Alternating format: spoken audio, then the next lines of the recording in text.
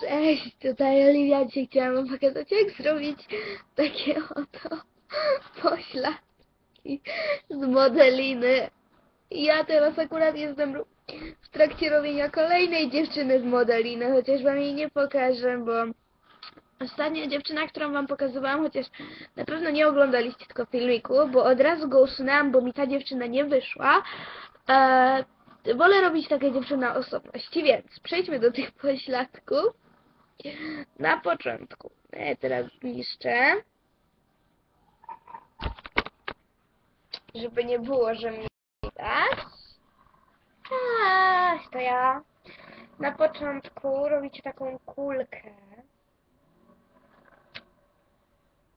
Czy musicie ją wałkować, czy co tam z niej chcecie zrobić? Tą kulkę musicie bardziej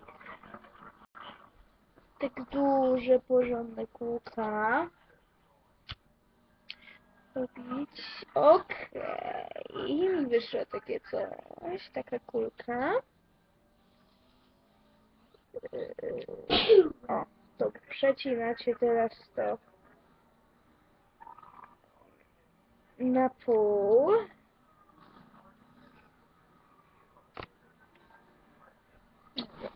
Nie wiem. Teraz bierzecie tak. Mniej więcej do środku robicie kreskę. To powinno wyglądać tak. Teraz to trochę rozstrzacie i zaokrąglacie.